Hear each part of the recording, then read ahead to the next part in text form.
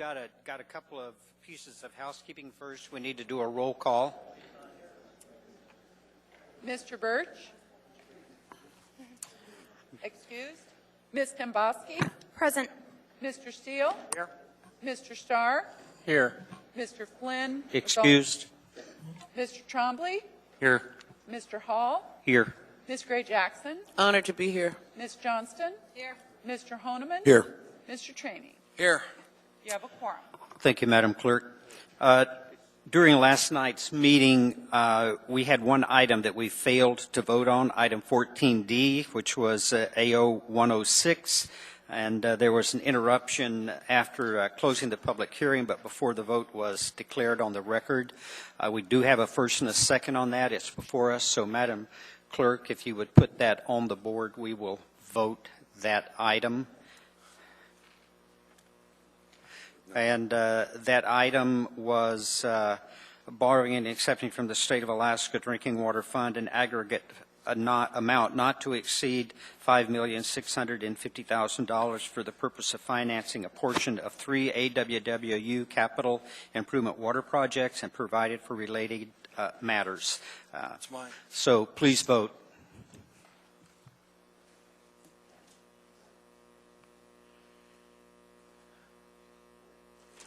That motion passes 9 in favor and 2 absent. We're now back to public testimony on item 14K. And Madam Clerk, will you continue? Mr. Chairman, It's combined hearing, yes, on all of the items under that number. Okay, the last person who was called to testify last night was Stephen Ellis. And the next 4 people will be Barbara Huff-Tuckness, Karen Kurtz, Sheila Rich, and Valerie Buffone.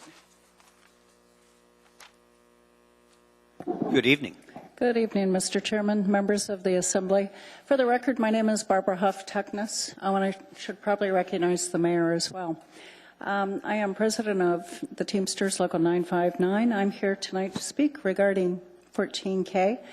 We are here in support. We're here in support on behalf of not only the several hundred public employees that we represent here in the municipality of Anchorage, but also the several thousand private sector employees that we represent here in this community as well.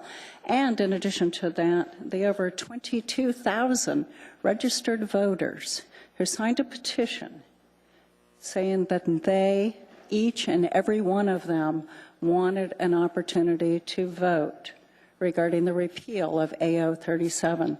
We are therefore here before you this evening.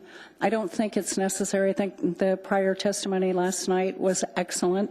I think we went through a lot of history. Probably each and every one of you remember back in March, we have a couple of new Assembly members that weren't participatory in that particular process, whether that was good or bad.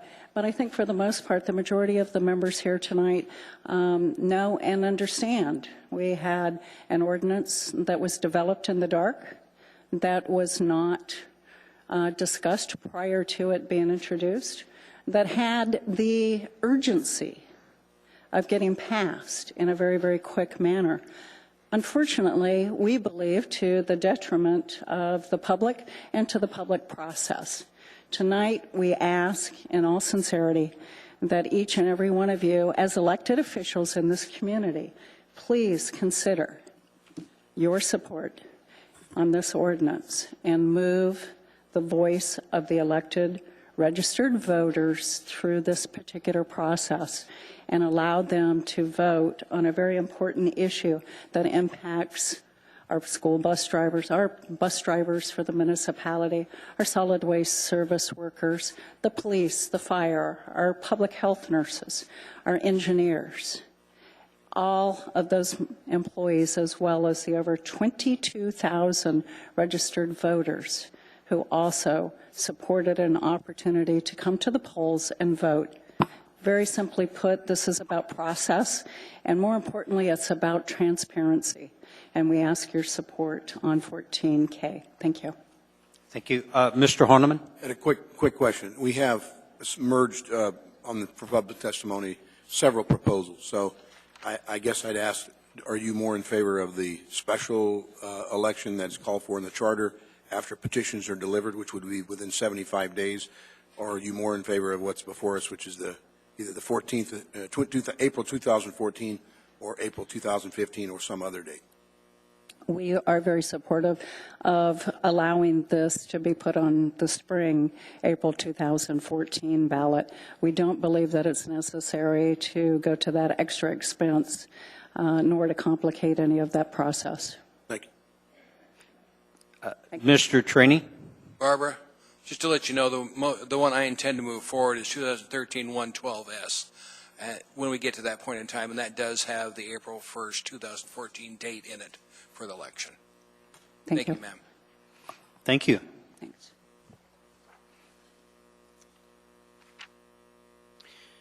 I would ask that when you're called, please get in the queue right up at the mic so we can save as much time as we can. Thank you. Good evening. Good evening. My name is Sheila Rich. I'm a 30-year member of the community. I'm a municipal employee, and I'm also in favor of putting this on the ballot for the next election, April 2014, with no delays. I don't believe that a special election is required, but with all the things that have happened with pushing the ordinance through so quickly last February, March, and getting that vote in so quickly, I think it's our turn to vote. I think that the 22,000 plus members of your community that have spoken by putting their names on the petition have the right to an expedited vote as well. I don't think that waiting until 2015 is acceptable in any way, shape, or form. Thank you. Thank you.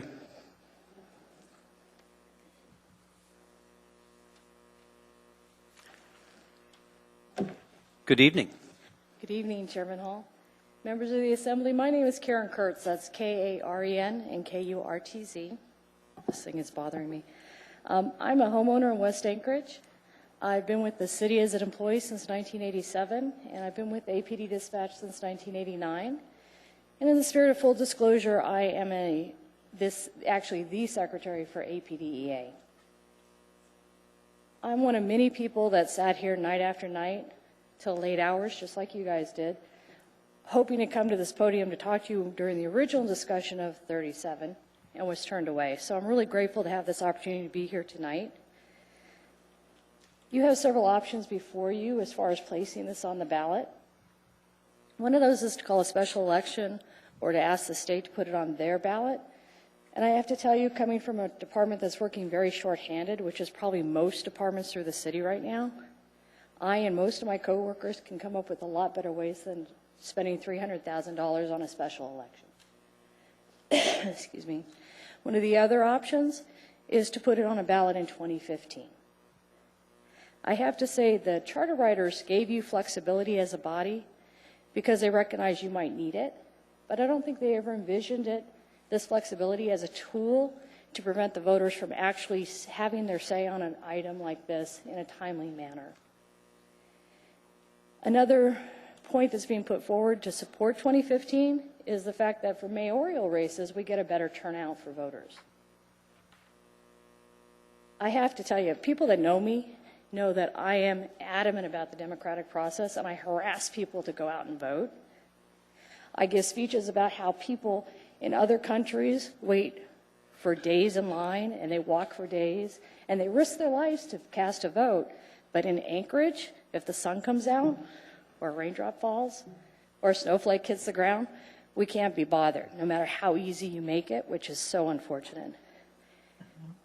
It's disingenuous to suggest that setting this for 2015 is going to be the cure for voter apathy in this town. That's not going to happen, having watched it year after year after year. We need to set this at the next regular election, which is April of 2014. We need to give the voters of Anchorage a say yes or no. We need to give them the opportunity. Thank you. Thank you. After Valerie Buffone, Deborah Kelly, Stephen Bucata, Clint Thomas, Cameron Hawkinson.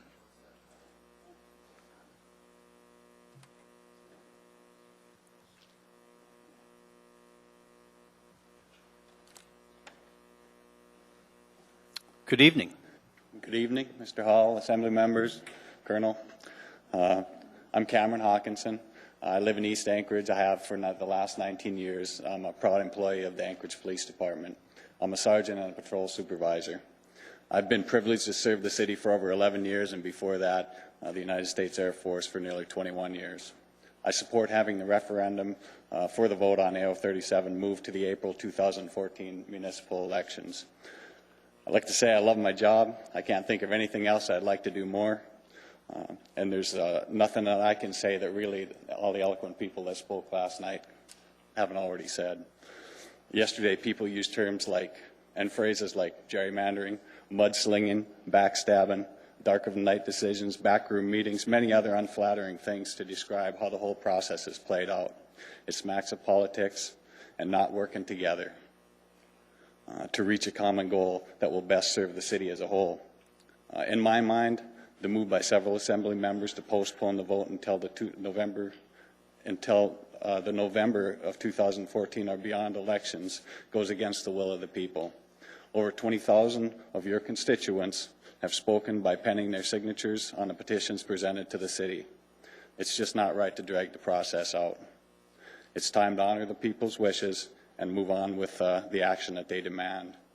Your police department now is suffering in this time of uncertainty. By postponing the vote, trained and dedicated professionals are being lost at a level that we're going to be hard-pressed to fill the slots.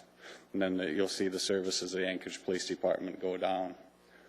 I ask you all to do the right thing, support having AO 37 vote take place during the April 2014 municipal elections. It's fiscally responsible. It gives both the sides enough time to support their stance on the issues. It reflects the will of the people, and it's just the right thing to do. Thanks. Thank you. Mr. Horniman? Yeah, Sergeant Hawkinson, thanks again for. Yes, sir. Be remiss if didn't thank you for your service to the country as well. I know you retired in the military too, so thanks for serving. My pleasure. Thank you.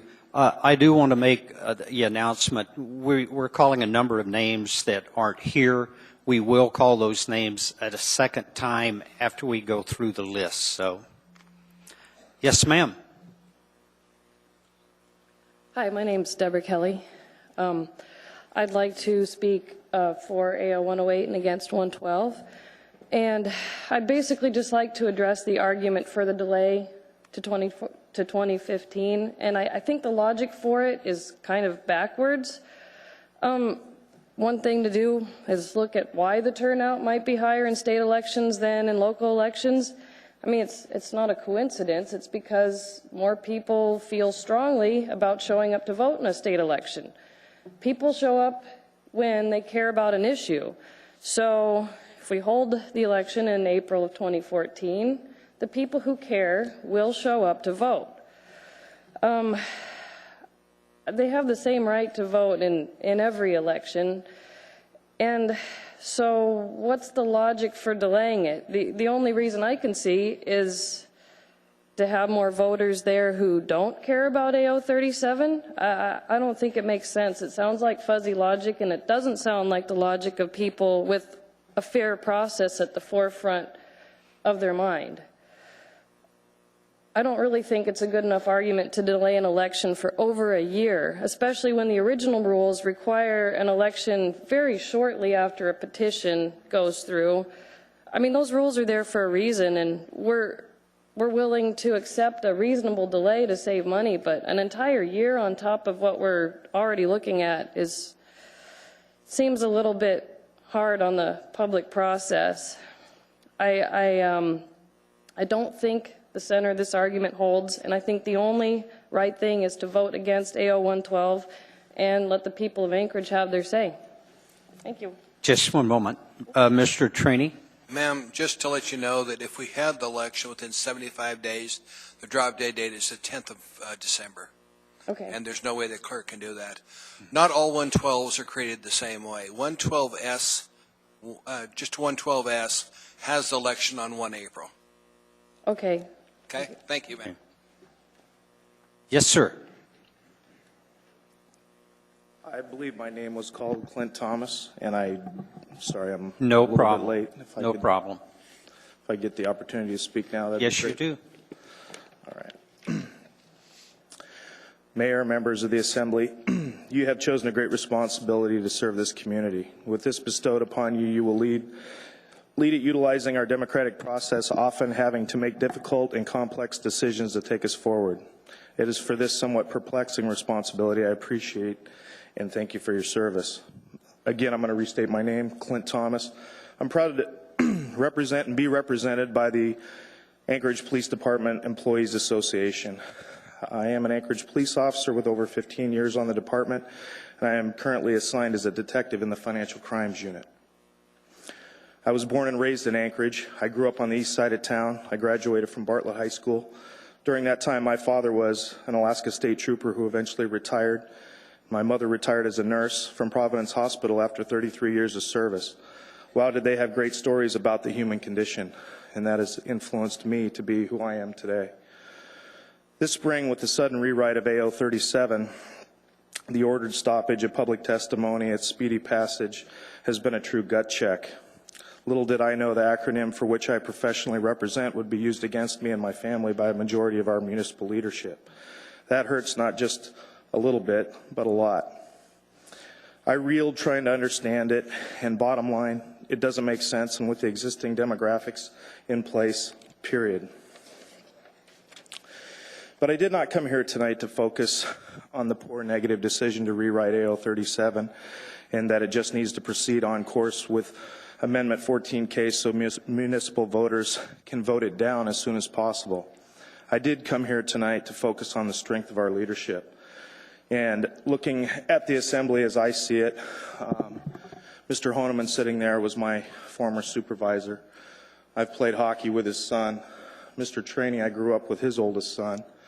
I look over here, I don't see Mr. Birch here tonight, but I've worked with his daughter in my professional duties.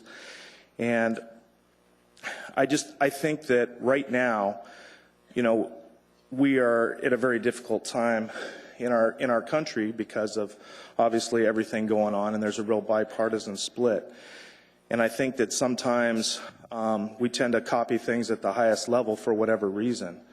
I think being, you know, represent Anchorage, representing Alaska, you know, we've got the ability to be independent. We've got the ability to have very strong leadership, because I know in working with sons and daughters in this community, growing up here, I mean, we have amazing leadership. I'm looking at this room and it's very strong. Sir, I need you to finish. Okay.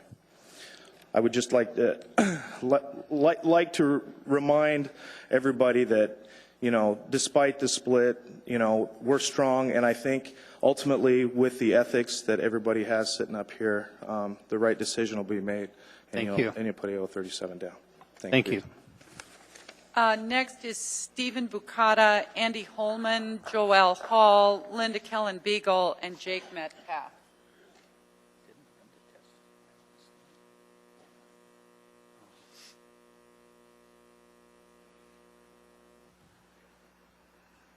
Good evening. Good evening. My name is Joelle Hall. Thanks so much for having us here tonight. I'm going to give you an update of some things that happened today while maybe you guys were at work. The Coalition of Municipal Unions Council and the City Council met with the Clerk of the Supreme Court today, and we were successful in negotiating a schedule by which we will have a resolution to the appeal prior to the deadline for ballots to be drafted by the clerk. So the court and the two bodies have agreed to brief on the appropriate schedule and to have a result to the clerk by February 6th. So the issue of addressing the appeal prior to the April 4th election is absolutely going to happen. That will be done. The court has granted us expedited consideration. So I wanted you guys all to know that, because I'm not certain you've had time to be briefed by that. And it will certainly be out tonight. And on a personal note, I of course support having this on the next election.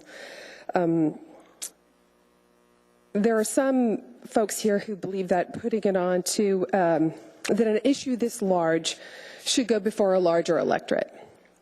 I would submit, if the electorate is good enough to elect you, It's good enough to redress the actions that we take exception with that you take. And I also think that if you wish to have a larger turnout in municipal elections, you should draft an amendment to the charter, moving all municipal elections to the November ballot, and put it before the public. That would be the proper way to execute that wish, that desire to have voter turnout. You are perfectly empowered to do that. Take your case to the citizens, see if they would like it to be on the November ballot. What it is probably not okay is the particular application of this remedy to a specific group of people when it has never been done before. That is basically treating one group of people differently than all of the other groups. I think rules are really important. I think process is really important. If you wish to have larger voter turnout and you think the voter turnout in municipal elections is pitiful to the point where the elections are meaningless, I would beg to differ. You're all sitting here. Then do what you must and write that charter amendment and bring it to us, the citizens, and let us decide whether it should go to the November ballot. Do we or don't we want to have your elections muddled with a bunch of other elections?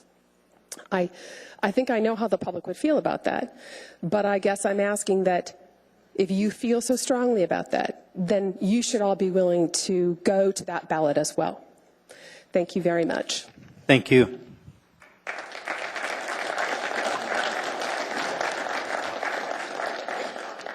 Good evening.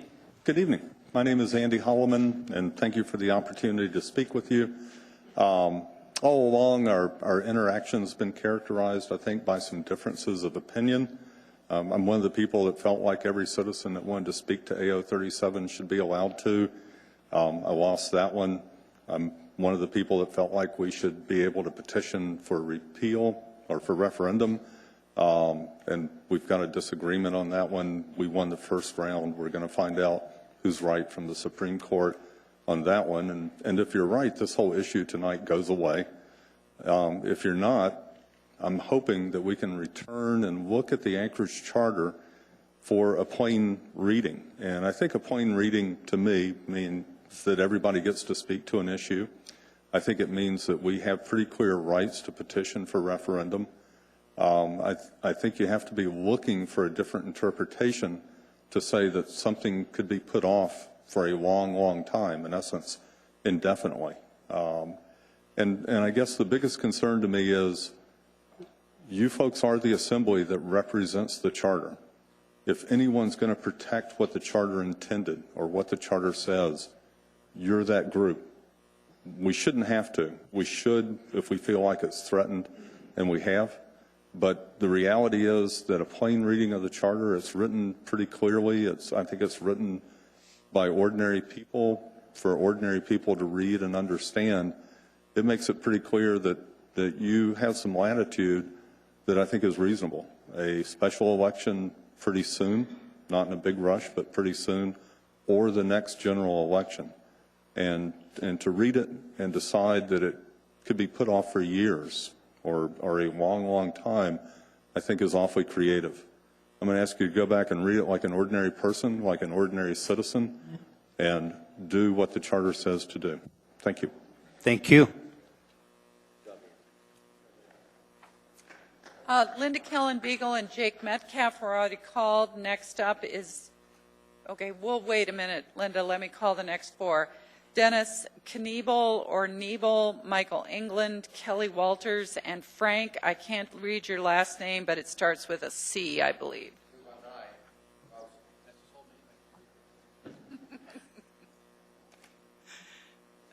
Okay. Linda, you're good. Okay. Yeah. Okay, yeah. Hold on.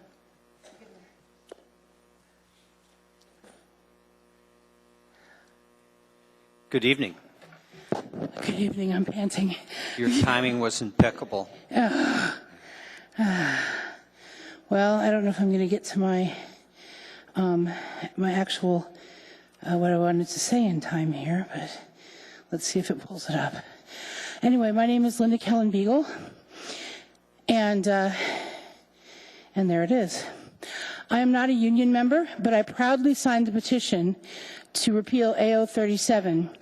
I did so with the understanding that if everyone did what they were supposed to do and followed the rules, we would get to vote on this no later than the election in April 2014. It seems that certain Assembly members have no problem changing the rules, potentially, according to the media, out of nervousness over a fellow member's election in April 2014. After the events of the last couple of years, this administration and this body can't afford another incident where the perception of shenanigans is once again on display. And then I guess the biggest thing for me is yesterday Mr. Birch made it very clear that because so many people showed up to testify for the tennis courts, that it was obvious that that was the will of the people, and that was obviously the way that he was going to vote. Well, last I heard, 22,000 citizens signed the petition in order to repeal AO 37. So if this body is going to be consistent and go with the will of the people, I think that I don't even know why I'm standing here, because that would mean that the election would be, that this election would be included in the April 2014 election. And considering that any other time other than this April would cost the city $300,000 in order to have a separate election, plus potentially throw the state election in November into chaos, I don't even understand why this is under discussion. So, and that's basically all I needed to say. Thank you. Thank you. Yes, sir. Good evening. Good evening. How are you? My name is Mike England. I've lived in Anchorage for 22 years. I'm a fire mechanic with the Anchorage Fire Department. I think that, like the other people have spoken, you fixed on the 22,000 signatures. Those were 22,000 signatures that we got in the time we had allotted.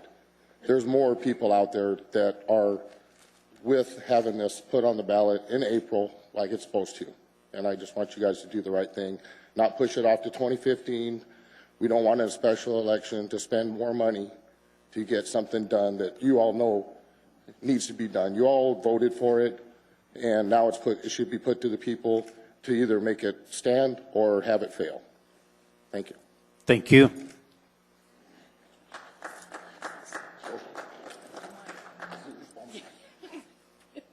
Here you go. Thank you.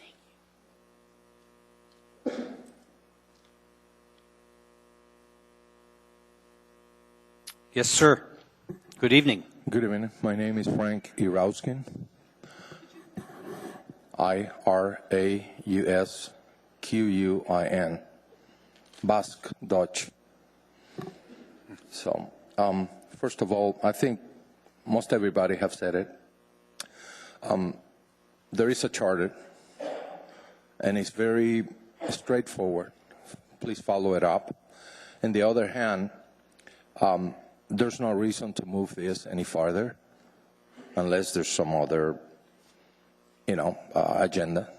Maybe voter turnout, people trying to dilute the vote. It's an issue that has been going on for quite a while, influences most of our lives. My family, the families of many others. The process itself, many people have served through and everything else. There is a reason why we have a process and a system. On a cautionary tale, I tell you that I came from another country too. You start tweaking at this level, at the municipal level, which is the sap and the root of the tree, and I mean by that the democratic system, and you will erode voter confidence even more to the point where you will see me as your cautionary tale and lose the country or lose the confidence of the people on the system. And that's where you guys stand. You're supposed to represent that. I know it doesn't sound like much, and maybe some words, but it is the truth for all of you. That's all I got to say. Thank you. I'm against that. No, I mean, I'm not against, I'm for it, but I'm saying don't delay it. Don't delay it anymore. The money is needed for some other things, so 300,000, just use it for something else, but not for this. That's a shame. After Dennis Niebel and Kelly Walters, we have James Brickhouse, Boyd Homelid, sorry about that, Jason Allward, and Rick Braun.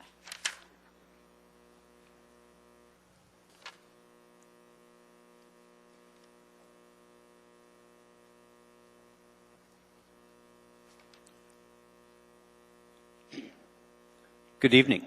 Good evening, Mr. Chairman. As members of the Assembly, thank you for this time where I can state my piece here. I'm for 14K. Enough's enough.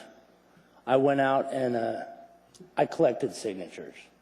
I went door to door in our neighborhood, Ms. Johnson, door to door, not just union members. And 98% of the people, whether they were for AO 37 or against it, they were unhappy with the way that it went down, the way that it was slid under the door at the last minute, and you guys were forced to rewrite it and vote on it and shoot it through. Whether, you know, let them vote for it. Let us vote for it. 22,000 people. That was in a very short time we got those signatures. You know, let them vote for it. You know, a lot of the people that signed my petition weren't necessarily for union, for AO 37, but they were unhappy with the way the process was done. They seen that it was wrong. Okay, you guys know. I mean, you had to do the work. You guys were doing the work. It was crammed down your guys' throat. It was crammed down our throats as citizens of Anchorage. You know, to put it to the April 1st, 2015 ballot, I think that just goes to a personal political agenda, and we need to vote on it now. You know, in all reality, it should be a special election because the way the mayor crammed it to us and to you people is the way that it should have been done. We should cram it out and we should vote on it now. But that's fiscally irresponsible. Mr. Starr, you know more than anybody. That's not the way to do business. But a vote on April 1st of 2014 is the way to do business. I thank you for your time, and I appreciate it. Thank you. Sir, could you please state your name so I can get it for the record? James Brickhouse. Thank you.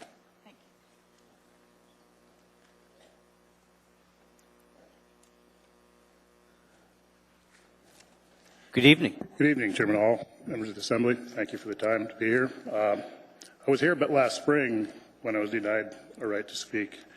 I too collected signatures, and not all of them would support the union stance, but they were angered of the way this was done last spring. So I would urge that we vote on this April 1st, 2014. Don't be looking at your own political agendas. Look at what's right. So that's about it. Thank you. Sir, could you confirm your name for the record, please? Boyd Hummelvig, Homelvig.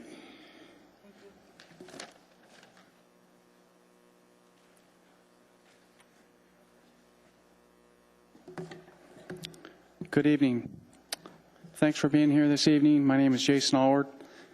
I too was also one of those folks who was not afforded the ability to speak on AO 37 when public testimony was cut off. I also signed the petition to put AO 37 on the ballot. 22,136 people didn't sign the petition to have it on the city ballot in April of 2015. 22,136 people didn't sign the petition to waste taxpayer money to have it on the ballot simultaneously with state elections. 22,136 people signed this petition with the understanding that it would be on the ballot for April of 14. With expedited consideration granted by the Supreme Court, as Joel mentioned earlier, why would this body consider an effort to put this vote on hold?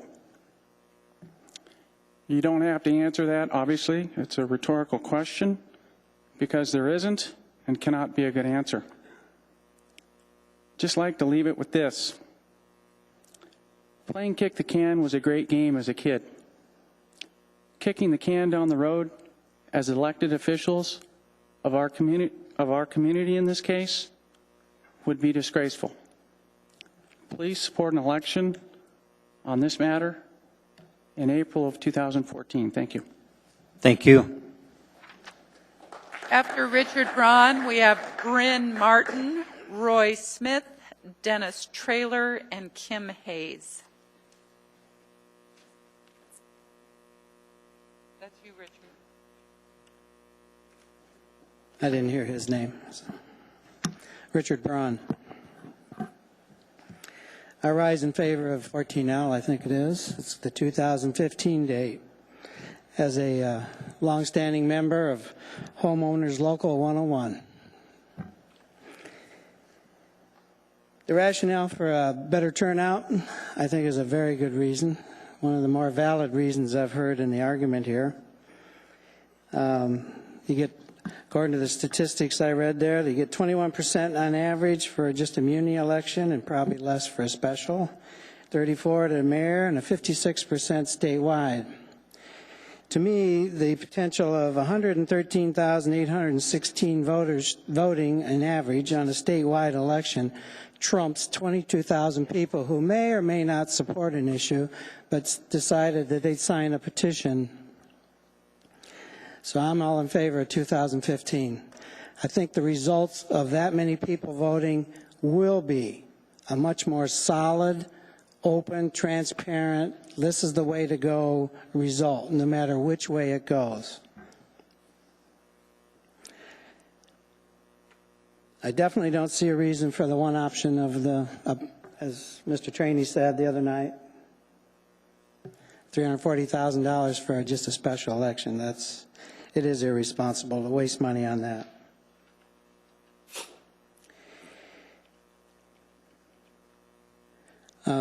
The extra time, I think, can actually be beneficial in just ironing out this whole situation.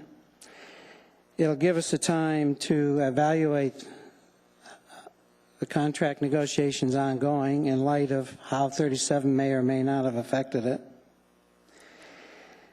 And should the whole process be OBED'd by the Supreme Court, might as well have the extra time, then we got time to back all of it out and save money and time and trouble. Our city is supposed to be run by elected officials, not by union representatives. And I get a feeling in listening to the arguments that happened during the original 37 argument, that the unions think they can set the rules more so than follow the rules. I object to that. They work for the city, they're citizens of the city just like I am, and they get their say when they vote, just like I do. Shouldn't be any more than that.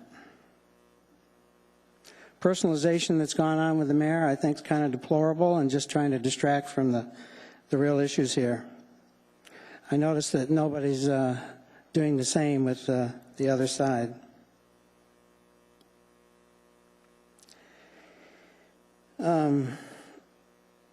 It was said it's not fair to deny the 22,000 to have a chance to vote. Well, no matter what the date is, I think they all have the same chance to vote.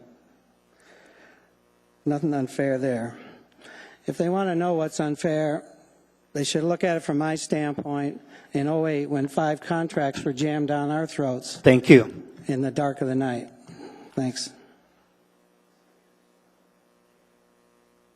Yes, sir. Good evening. Good evening. My name is Brian Martin. Thank you for the opportunity to speak, Mr. Chair, Mr. Mayor, gathered body. I came to speak in support of Ordinance 14K, and I was fortunate enough to be in the audience last night to listen to the SAP, Kronos, and Tennis open discussion, well, not discussion, but public testimony on those as well. And it was really eye-opening to listen to that, because the only other public testimony I've ever been to was the AO37. And it was a different flavor last night with that. And some of the things that I took away from public testimony last night, one was one of the assembly members said, because we have almost unanimous public support here, we should move forward with this. Well, when I was here for AO 37, there was almost unanimous public support to kill AO 37. That didn't seem to swing very many people. So I was really impressed by that. And there was another statement that was made during public testimony last night. Let's strike that. Not during public testimony, but during a personal time from one of the assembly members, and the term legacy was used. And I found that to be highly intriguing. When the person did not want a process attached to their name, they did not want that to be part of their legacy. Do you guys really want this to be part of your legacy? I just asked that to the group as a rhetorical question, because this is your legacy. This was back room, back alley, how it was done, and this is legacy. There's opportunity to fix this still. Maybe through the courts, it may be through the ballot, it may be through the next round of voter elections when the assembly changes. But legacy has been set, but it's not in stone. You still have the opportunity to make this not completely right, but righter than it is right now. So once again, thank you for the opportunity to speak to the gathered body. And remember, this is your legacy. As you sit there, you're the ones that put this forward, you're the ones that voted for it. You have the opportunity to do the right thing and let the 22,000 people that signed a petition to have their voice heard on this, have their voice heard on April 1st, 2014. Thank you very much, sir. Thank you.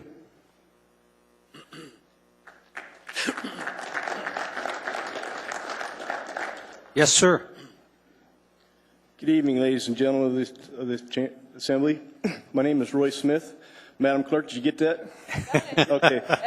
I make sure I remember to tell you that tonight. I remember last time you asked me to ask my name, so I made that important. I know a few of you, a little bit. Dick, I know you. We go way back. Mr. Honeman, I'm acquainted with you. I work for People Mover. I understand you used to be in the parts room. I ordered parts there today for a People Mover bus. Miss Gray Jackson, I know you used to work across the street where my superintendent works. Mr. Hall, you represent me for Sand Lake. Mr. Steele, you as well. Mr. Trombley, appreciate you staying awake there. Your dad's my doctor. Mr. Starr and Miss Nabowski, I don't know you too well, but I'm familiar with you. I proudly serve the city of Anchorage. I'm honored. I've served in capacity of a lot of jobs. I guess I'm a jack of all trades and a master of none. I've served in the military. I've served I've been a commercial fisherman. I've worked at the airport for almost 20 years of my life. I've lived in this town for 30 years. I love it here. I want to keep it that way. I'm in support of our vote being on April 14th or April 1st of 2014. I'm confused. You wanted to hurry and process this AO 37 through and get it done before the end of this year. And now I'm hearing that there's some of you, like Ms. Johnston here, and a couple others, I think Mr. Starr too, am I correct? You want to push it to 2015. First you want to hurry, now you want to take your time and wait for a year and a half. I don't understand it. Why don't we get this out of our hair, vote on it as soon as we can? Probably the most cost-effective way is on April 1st of 2014 and be done with it. That's all I got to say to you folks tonight. I thank you for your time. Thank you.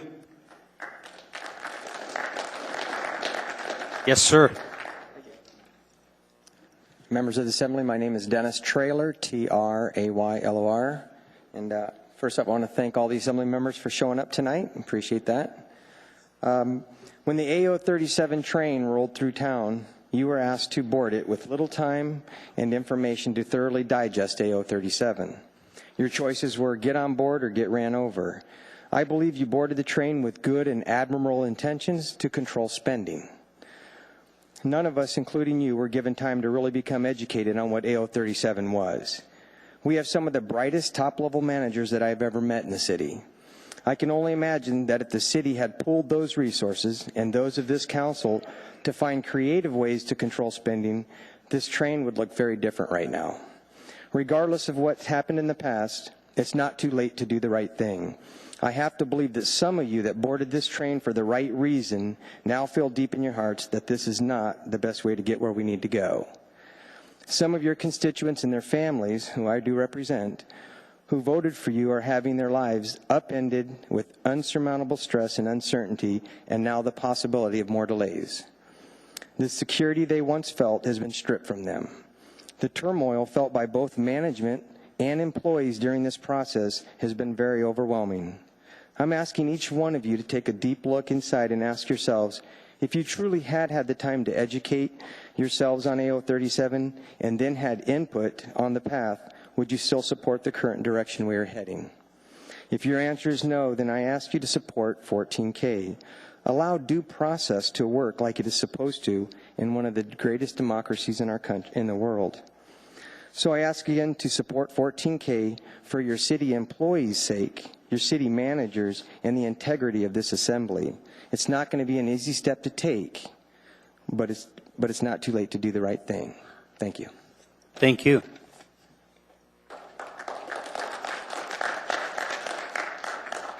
Good evening. Good evening. My name is Kim Hayes. It's Hays. I'm a born and raised Alaskan who is now raising my family in this great state, and I don't plan on ever leaving. I've had the pleasure of watching every single person testify on AO 37 in all of its forms, and now on when we, the people, are going to get to vote on this. That's the part of the process I appreciate. I appreciate as a citizen, my right to be heard by the elected body. What I don't appreciate is being told that this whole idea of postponing the election maximizes turnout or allows for the Supreme Court decision to be made, or whatever the excuse du jour is. As another testifier put it so eloquently last night, this kind of talk without substance makes my BS detector sound the alarm. Putting this to the electorate on the April 2014 municipal ballot is the only option that is the best use of my and everyone else's tax dollars. Any other suggestion is politics as usual. It isn't complicated. Let me break this all down for you.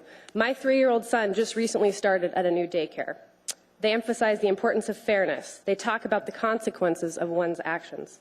They talk about the fact that it's simply unfair to stick someone else with the consequences of your own actions.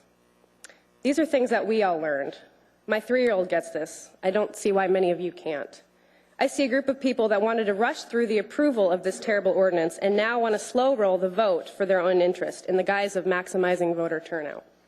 I'm sorry, you voted for this ordinance, and now you should deal with the fact that 22,136 residents, including myself, want to vote on the repeal of it this upcoming April.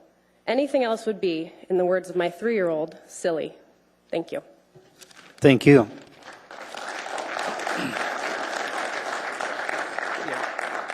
At this time, we're going to take a quick 10-minute break. We prearranged to have a sandwich prior to the meeting, and the order got lost, but it's finally arrived, so we're going to stop just 10 minutes long enough, and we'll be back in 10 minutes.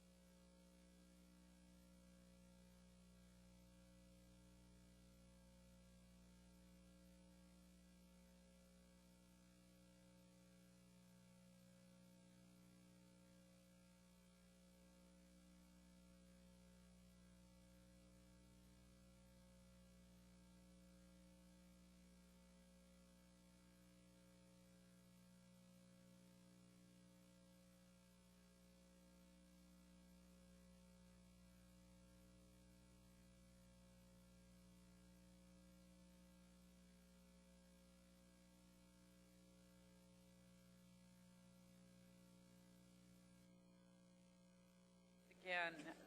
And then the chair has asked me to go back to the beginning and call the folks who we called at the beginning. Megan Colley, Vince Beltrami, Neva Reese, Bill Sims.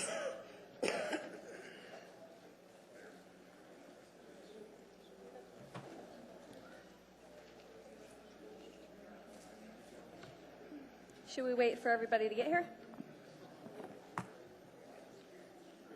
Yeah. Okay. They'll be back. They're coming in. Go ahead. Okay. They're watching it on TV back there too, so they'll hear you. My name is Megan Colley, and I'm a 33-year Anchorage resident. I'm going to take a moment to read to some of you a letter that you've all seen, but the public watching might not be aware of it. I want it to be on record that you heard the words the clerk had to say, and on record that some of you chose to ignore the warnings of an absolute debacle if the vote on repealing AO 37 is paired up with a state election. The clerk's office opposes holding the referendum election as part of a state election for some of the following reasons. 1, the municipality is required to pay for and print separate ballots on a different color, and the cost for printing the ballots will be about $55,000 to $65,000. 2, the municipality would be required to have at least 2 election workers at each precinct to assist voters, which could be difficult since the state and muni share election workers, and we already have difficulty finding workers, for which there would be a cost of at least $60,000. 3, all voters would be required to sign 2 voter registers, one for the muni and one for the state, which could contribute to voter confusion, and I think you all know that it will. 4, all voters who vote a question or absentee ballot would be required to complete 2 ballot envelopes, one for the muni and one for the state. 5, if there are ballot security risks, if a state ballot ends up in a muni envelope or vice versa, or a muni ballot is run through the AccuVote machine on the state's memory card. I'll wrap up my comment by saying that what some of you are doing is absolutely unethical. You know this, and you know who you are.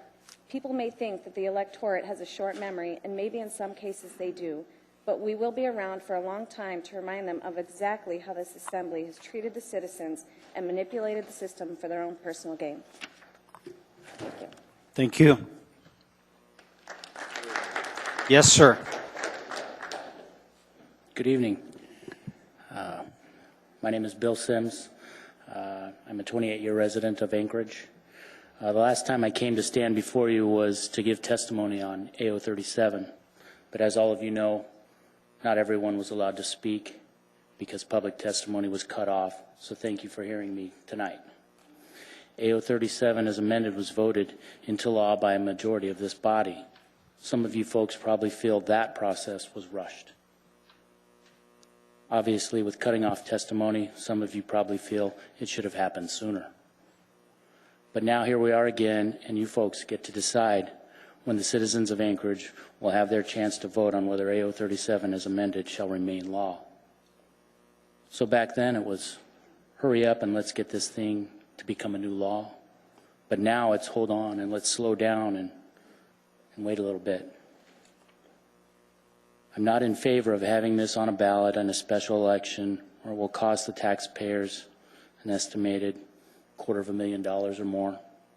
I'm not in favor of having this on a ballot in a state election. I urge this body to do the right thing.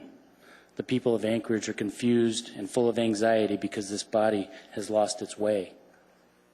They in turn are losing faith in the system. I urge you to support Resolution 14K to have this on the ballot in April 2014 local election. I would like to leave you with a few words to contemplate before you decide. So think what you want, but I know what these folks behind me are thinking when I say them. Service, integrity, trust, democracy, justice, honor, legacy, disgrace. Thank you. Thank you. Good evening. Good evening. Thank you, Mr. Chair. My name is Vince Beltrami, and I've been an Anchorage resident for 25 years. I'd like to take my testimony in a little bit different direction. than most, because unless you follow politics every day, some may not understand the motivations that sometimes go into a proposed ordinance. And here's how I see it. This isn't about a good public process. It's plain and simple. It's about elections, period. And so I'd like to play this out in what I think seems like a pretty viable scenario. So if Mr. Trombley wins in April, the mayor's majority stays in place. Chairman Hall remains the chair. If Mayor Sullivan wins the lieutenant governor race, Mr. Hall probably becomes interim mayor. But Mayor Sullivan doesn't want to have the referendum on the primary ballot with him, so the idea of putting the referendum on the state primary ballot in August got nixed pretty quickly. But anyway, so if Mr. Sullivan wins, and I got to tell you, to me that's pretty scary, because to have him as the guy in charge of state elections, given his handling of this goat rope, gives me cause for great concern. Mr. Hall would then get to run as the incumbent, but he surely doesn't want the AO 37 referendum on the ballot in April 2015, and neither does Dan Coffey if he's the guy, because everyone knows he's knee-deep in these discussions and he despises those who represent working families. So in what is unquestionably and obviously pure political motivation, the referendum gets pushed off to November with the state ballot, which the clerk has already said is absolutely a ridiculous idea that will completely confuse and disenfranchise voters.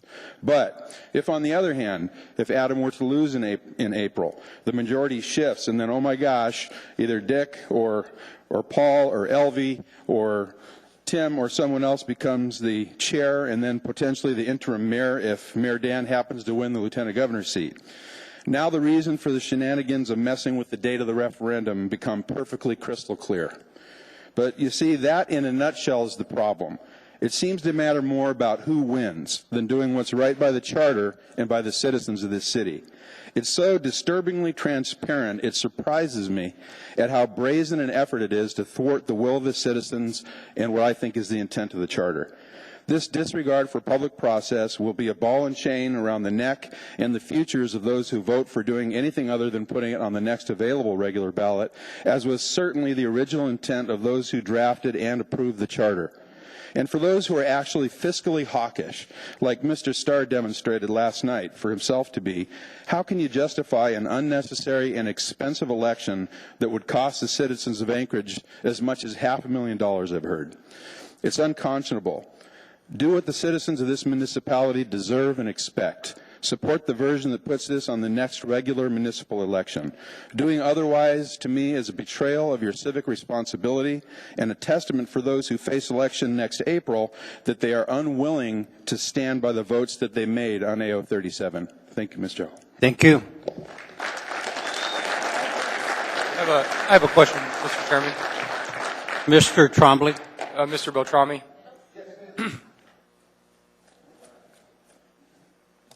I really appreciate that. I really do. That was probably one of the more honest things I've heard all day long. So I really do appreciate that. Without asking you for your prediction for the South Anchorage race, as Mr. Birch has termed out, I am curious, though, is it possible at all that there is any political motivation to have it on the April 14 ballot? Political motivation? No, I think simply that that's what anybody who signed that petition to put their name on there, or the 22,000 people, when they signed it, that was the expectation. And that when you look at the charter, it says 75 days for a special election or the next regular election. I mean, that's what a normal and I think a reasonable person would expect, that that's when the next election should be. Sure. To do anything beyond that seems to go to what Mr. Traney said last night, which is justice delayed is justice denied. You know, I got to tell you, where I really struggle in all of this is I read the charter. And it seems to me that the only true non-political action to take would be that 75 days. I mean, charter is the one that lays it out for us. We don't make that up. But I really do appreciate your honesty and for you dissecting it the way that you did. Thank you. Thank you. Thank you. We're going to go back to the beginning now, so I'm going to call the folks that I've called once and give you a second time to come up. Stephen Ellis, Valerie Buffone, Stephen Bucata, Jake Metcalf, Dennis Niebel or Kniebel, Kelly Walters, Neva Reese. Are any of those individuals here? We'll go on to the next four.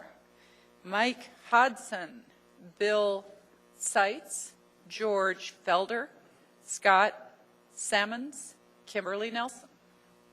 Good evening. Good evening. My name is Mike Hodson. Thank you for the opportunity, Chairman Hall, Madam Clerk, and Assembly members. Again, thank you all for your commitment to tonight to allow myself and others to have a chance to speak when you could have been home doing other things. Appreciate that. When AL 37 first arrived, I got to tell you what went through my mind was, in looking at where this would end up going, the damage it was going to ultimately potentially do to relationships. I think some of that's happened, and the aftermath of when this is all done will be, we're all tasked with trying to rebuild relationships. The community is uncertain, the community is in turmoil. All those things are just maybe unintended but unfortunate consequences as a result of it.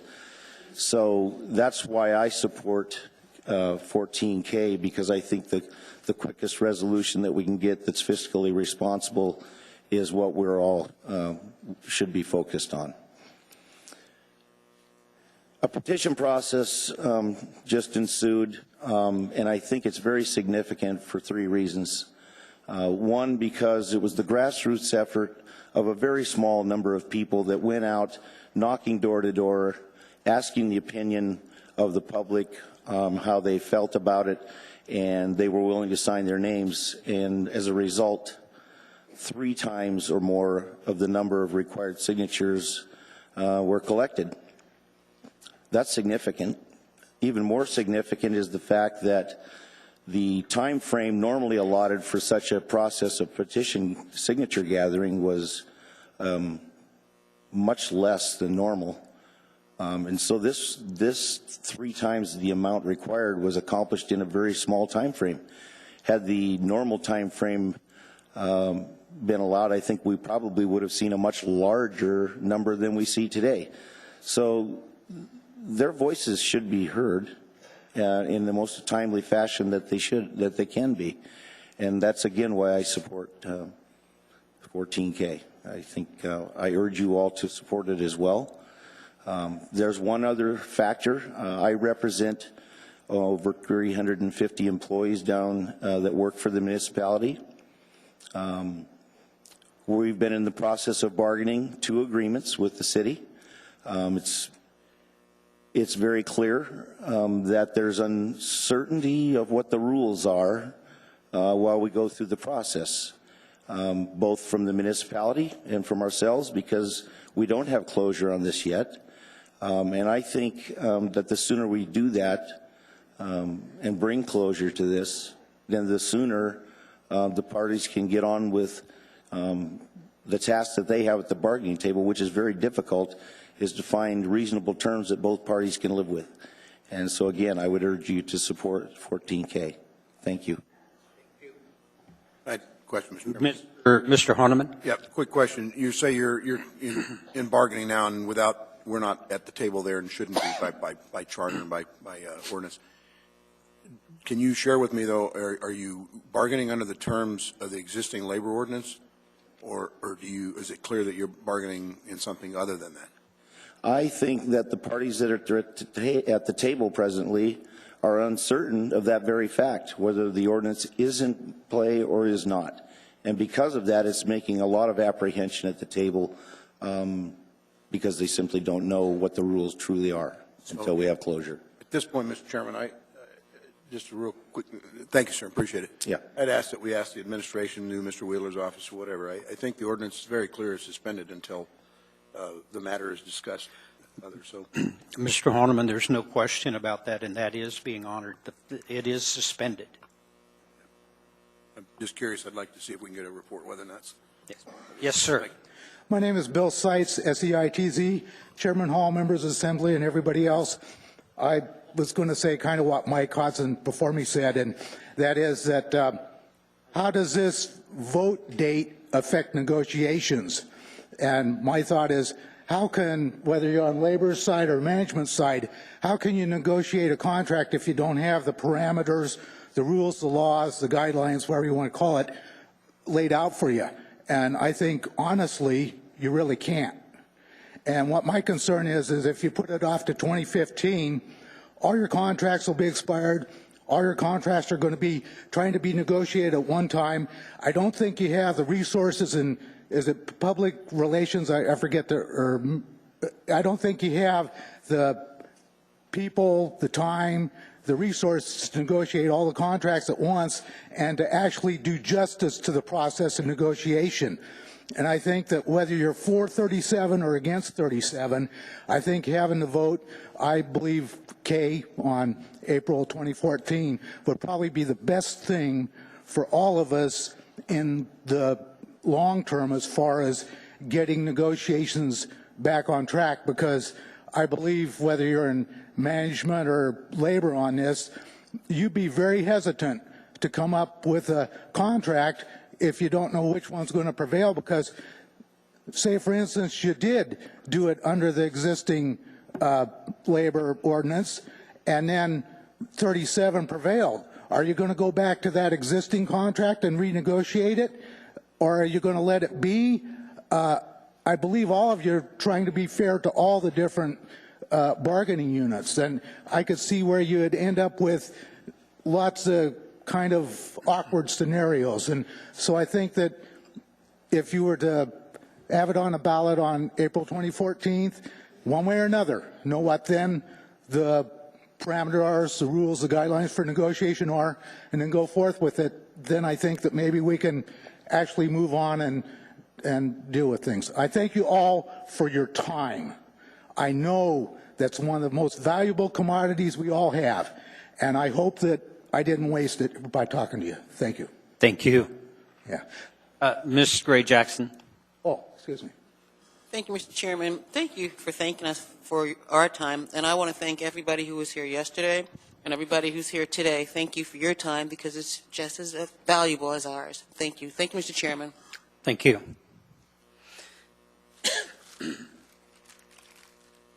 Good evening, everyone. I'm George Felder, F-E-L-D-E-R. I'm a long-term Anchorage resident, 20 years Air Force, 20 years, 1 day and 11 hours. I'm the former president of the AMEA.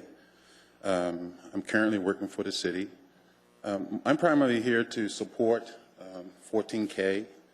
The most important thing for me in my existence is to be fair and treat everybody exactly the way I want to be treated.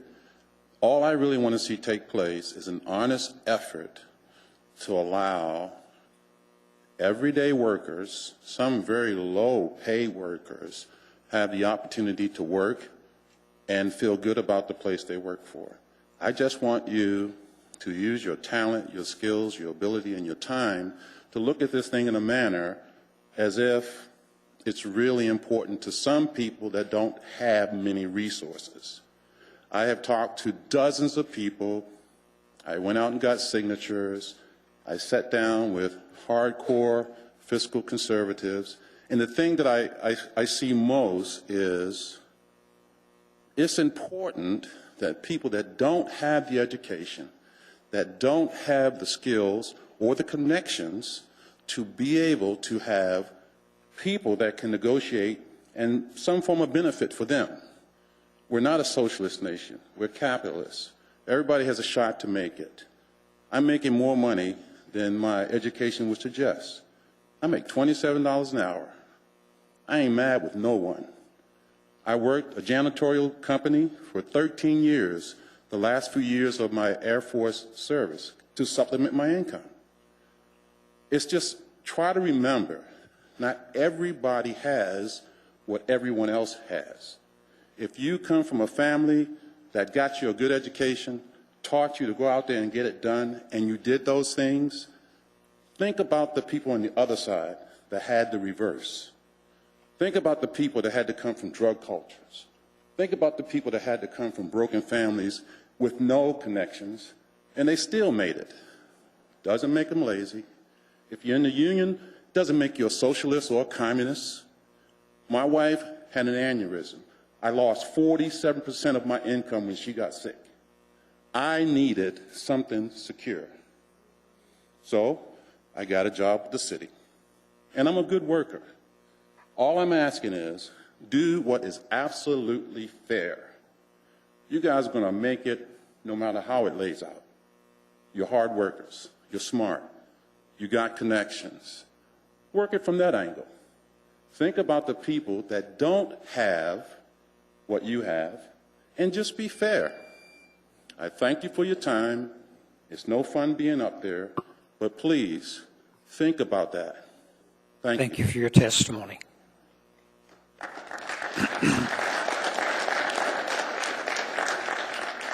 Good evening. Good evening. I'm Scott Sammons, S-A-M-M-O-N-S. When you look on the list of 22,000 names, I'm not among them.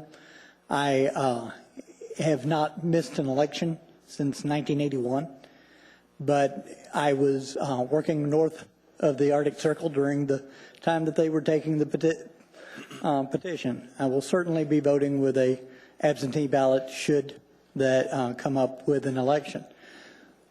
There are a huge number of us that are not signatories on the petition, but we are very strong in opposition to AO 37.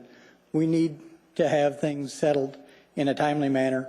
There's no reason to put off for a further date without seeming to be or giving the appearance of impropriety. There's just no justification for it that I can come up with. And the appearance of impropriety weakens our elective process. Thank you. Thank you.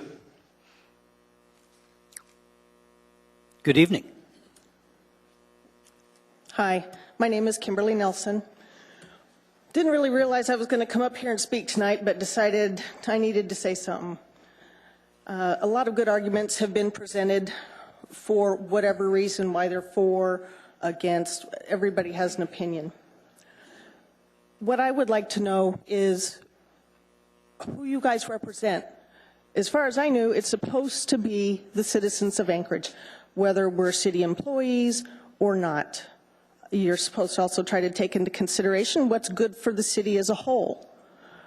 I see no reason to delay this. 14K is a reasonable choice.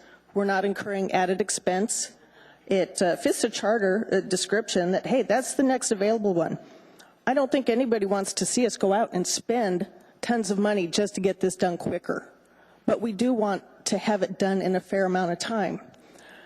Yesterday I listened to a gentleman talk about how this affects the families, how everybody is stressed out because we don't know what's going to happen. And then by delaying this to 2015, that just stresses us out more. On a personal level, as one of these people who is stressed out over this issue,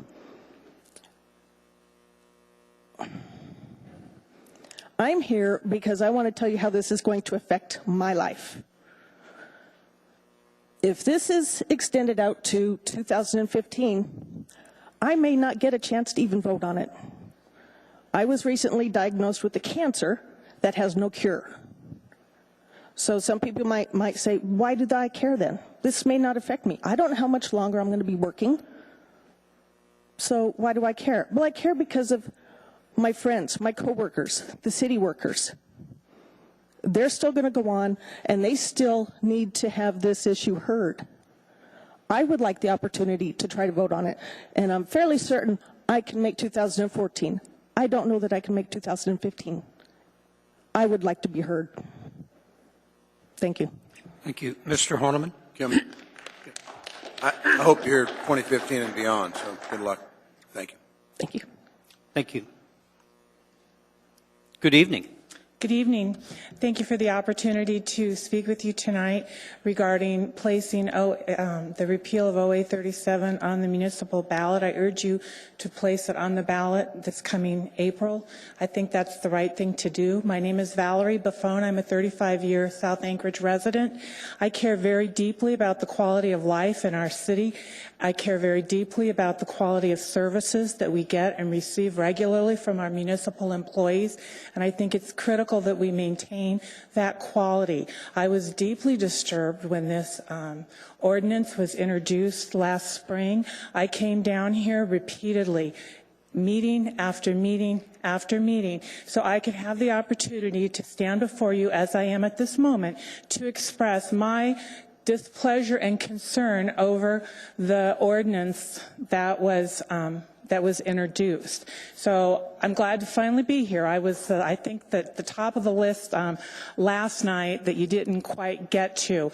So I was really felt horrible that when debate was cut off on this issue. Again, I was here night after night after night for my 3 minutes, and when that was done, I really felt that my opportunity to voice my concern was just completely robbed of me. And I took from then that I continued to work on this effort, looked at the groups that were going to the charter to see what our options were.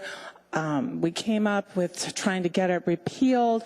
I worked on that, and then we saw that it went to court, and we saw that through, and then finally the judge overturned that in late August, and I spent a good portion of my free time out in the rain, out at different events, gathering signatures from my friends and neighbors and coworkers to get this initiative on the ballot to overturn the actions that was taken here. I think we have the right to do that. That's what our city fathers intended when they wrote this law, and I just want to convey to you in the strongest possible terms to please, it's never too late to do the right thing, and to please get this on the ballot and let our community vote it up or down, repeal it, or say you did the right thing and keep it on the books. But we need to move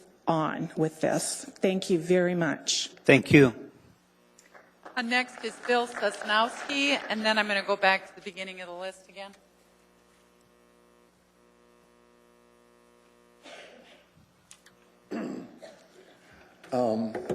My name is Bill Sasnowski, S-O-S-N-O-W-S-K-I, and I hear everybody talking about 2014, 2015, April of next year.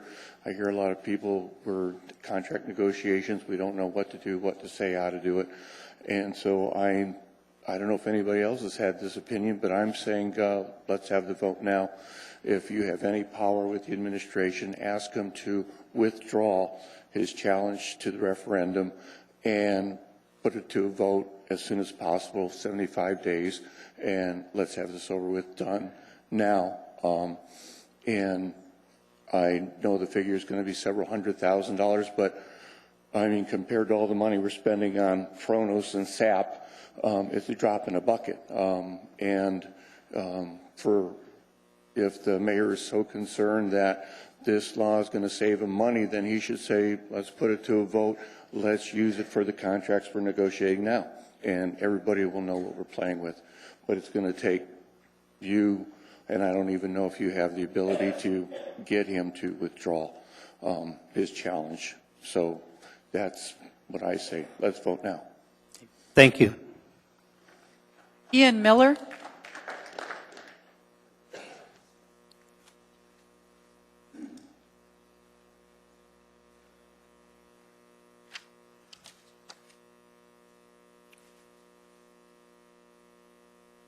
Good evening. I apologize if my remarks are a little out of order, but I have midterms this week and I've been a little short on sleep. I'd like to preface this by saying that I'm not a municipal employee. My family is only affected by this issue as citizens of the city of Anchorage. I'm born and raised as a Chugiak resident, and I've been increasingly disgusted with the way that our elected leaders are acting lately. When I signed the petition to place AO37 before voters, I did so with the expectation that it would be in the near future, not nearly 18 months from now. Some people are making claims of lower voter turnout during the municipal elections in 2014 and are trying to use that as justification for postponing this public vote even longer. What is that saying about municipal elections? Are they not as important, or some issues just not important enough to place before a municipal body? We've heard statements that putting the issue on a municipal ballot will save the city money and confusion. The mayor tried to justify this secret backdoor ordinance as a way to rein in excessive union contracts. Is it really fiscally mindful to spend unneeded money to place this issue on a statewide ballot in a year and a half? Claims of lower voter turnout for the upcoming municipal election might be true, but are the powers that be really worried about low voter turnout, or just that the right voters aren't going to come out? The people of Anchorage have spoken. Over 22,000 people have said they want their voices heard. Ironically, after being crafted behind closed doors and away from any oversight, then quickly pushed through this body, now the administration and some of the people on this body are willing to push out the amount of time that we're going to finalize discussing this. I think you should be reminded that you were all here to do the work of the people, and pushing off a vote is nothing more than a major slap in the face of the 22,000 people who signed the petition in the first place. There's no reason to justify waiting on this public vote. Please do not ignore the citizens of Anchorage who have already spoken and said they want an opportunity to vote on this issue. Please don't push this election beyond April of 2014. And I'd just like to quickly thank you guys. I realize you're putting in a lot of time, and it doesn't go without notice. And I'd particularly like to point out that I appreciate being able to come and testify tonight, since I was one of the dozens of people that was cut off this spring to testify on the issue in the first place. Thank you. Thank you.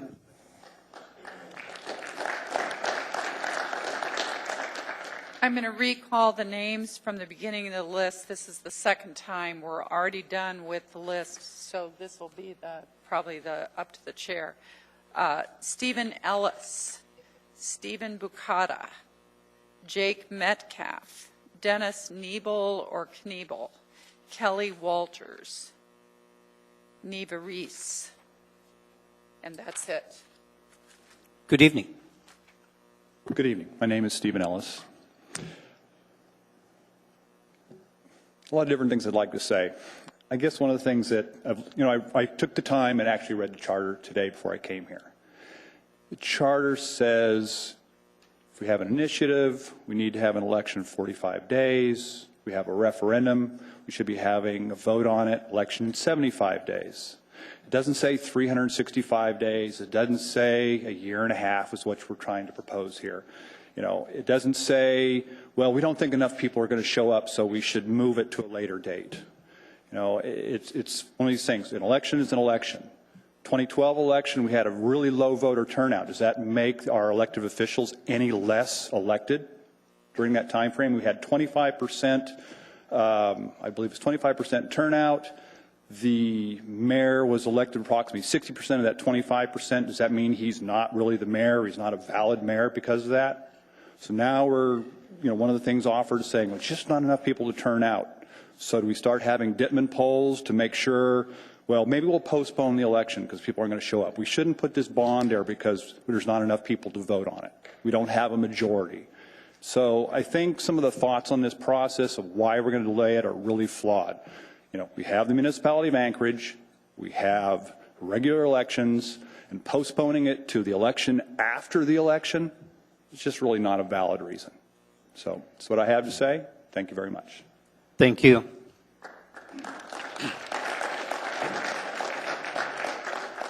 We have completed the sign-up list, but I am going to make a call. Is there anyone here that wishes to testify? Anyone at all?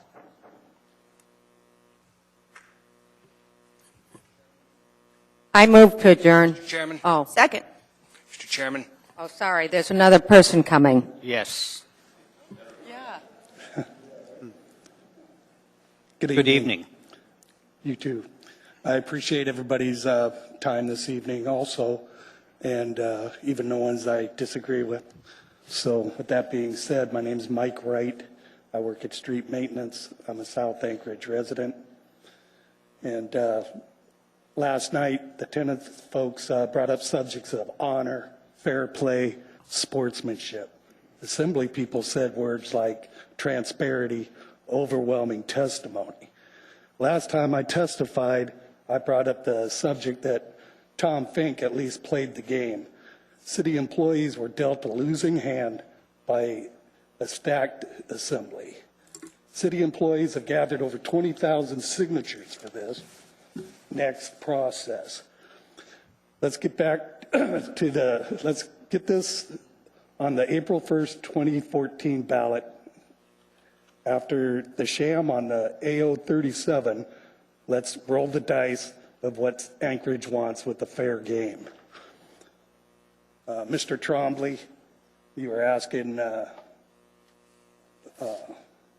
about what people on the south side might think. If you're interested, at this point in the game, if Vic Coring moved to South Anchorage, got a post office box, couch surfed, and promised not to touch a plastic Easter egg, I would probably vote for it.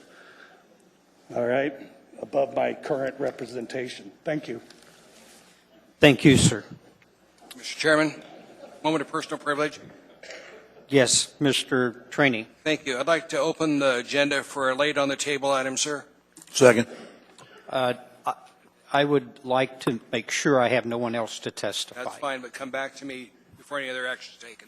Anyone else? Anyone at all?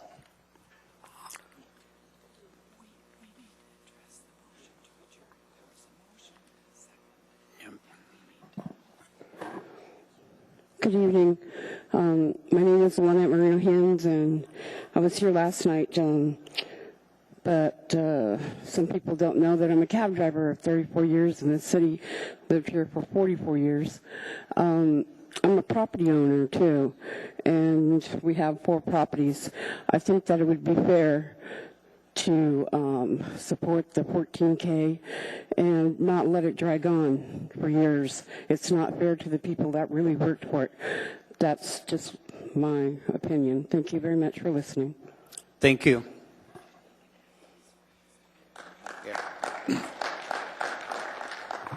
Thank you. If there is no one, the chair is going to take an at ease here for a couple of minutes.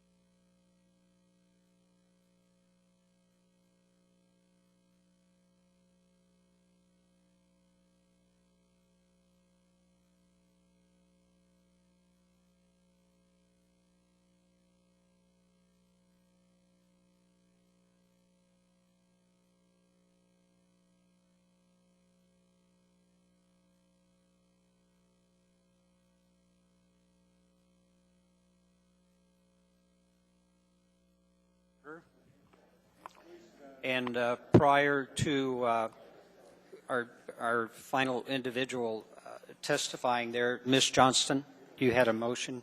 Yes, I would like to withdraw my motion to adjourn. That's fine.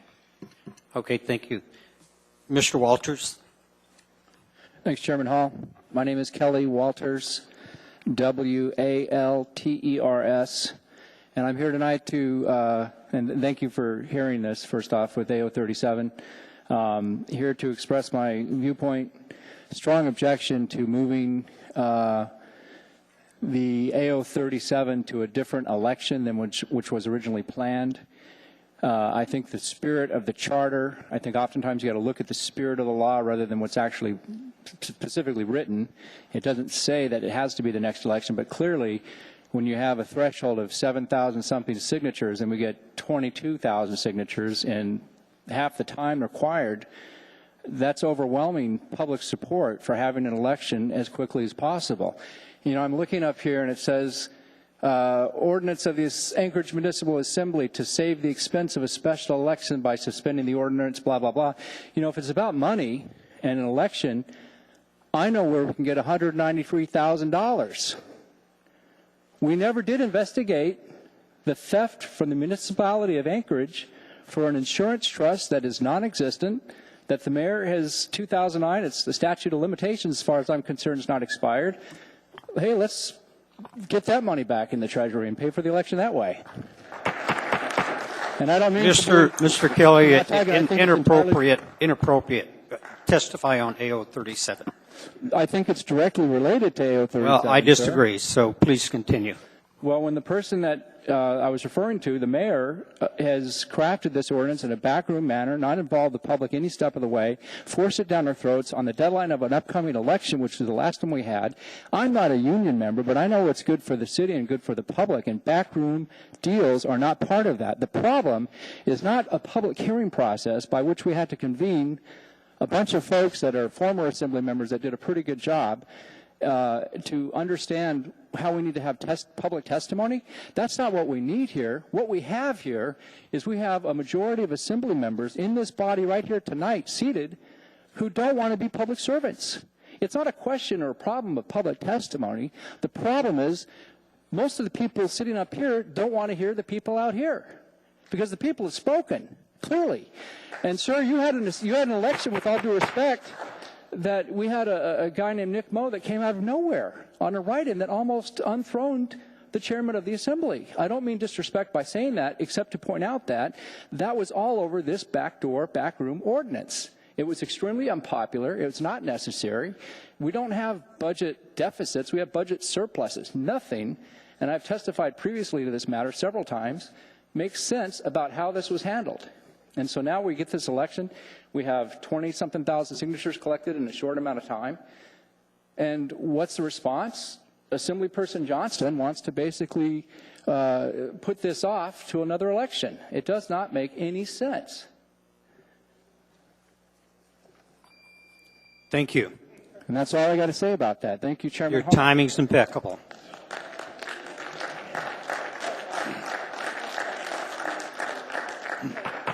One last call. Anyone else? Anyone at all? Seeing, hearing none, the public testimony is closed. Mr. Trainee, you asked for a point of I want a moment of personal privilege. I want to open the agenda up for later on the table item. Do you want me to read it to you? Please. This is an unnumbered AO, an ordinance of the Anchorage Municipal Assembly repealing AO 2013-37S2 as entirety and reinstating Municipal Code Chapter 3.70 without the AO 213-37S2 amendments. I'll have copies for distribution. Third.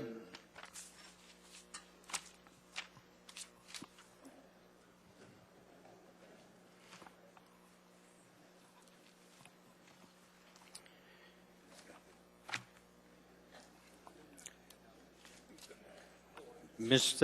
Johnston, you want to make the motion to continue? Yes, I'd like to continue action on both item 14K and 14L to our October 22nd meeting. Second. Okay, we got a motion and a second. Mr. Chairman? Yes. Does that mean public hearing will continue? No, sir. The public hearing is closed. Thank you. Mr. Trainee? Yes, sir. I know you have a first, second, and third. Yes. Never mind, you have it on there for reading. You have a public hearing date? Were you going to set that? Public hearing next assembly meeting. Okay. That can be done according to our clerk. According to our attorney. Is there any objection from the body on continuing this to the meeting of October 22nd? Mr. Chairman, Yes, Mr. Starr. can you list me as a co-sponsor of this? I'd appreciate that. It's noted. Thank you, Mr. Starr. Myself as well. This item is continued. I think it's imperative that it be continued. You deserve to have all 11 of us sitting up here when the debate and the vote is taken on this. We now have before us item, as soon as I get to the right page, 14M, AO number 109, an ordinance of the Anchorage Municipal Assembly, amending Anchorage Municipal Code, chapters 11.10, 11.20, 11.30, and 11.40, regarding regulation of the permitting of taxicabs, limousines, and vehicles for hire, and licensing of chauffeurs and dispatch services, amending Anchorage Municipal Code, section 14.60.030, fine schedule, amending Anchorage Municipal Code of Regulations section 11.10.009, rates and fares and related matters. Anyone here to testify? Anyone at all?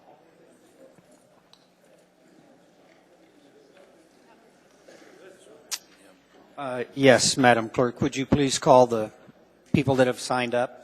Yes, I have James Brennan, Mark Marion, Dave O'Malley.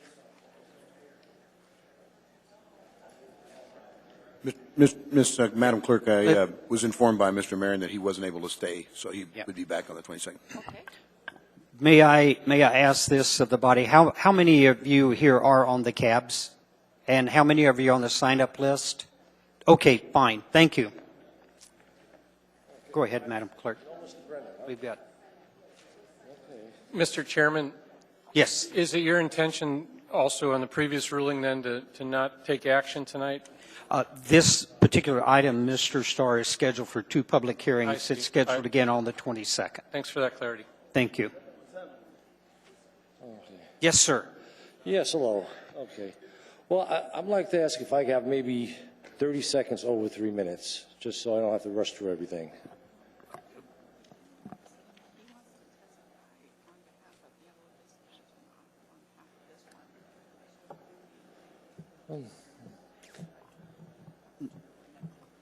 Yeah, no, it's going to be one thing. Oh, okay. Well, maybe I won't need it. Yeah. Okay. Yes, hello. My name's Dave O'Malley. I've been involved in the taxi vehicle for hire industry for over 30 years here in Anchorage. Okay, it's hard to keep up what's going on, but basically what we have are 2 different rewrites of Title 11. The first one was introduced last March by Assemblywoman Debbie Osiander.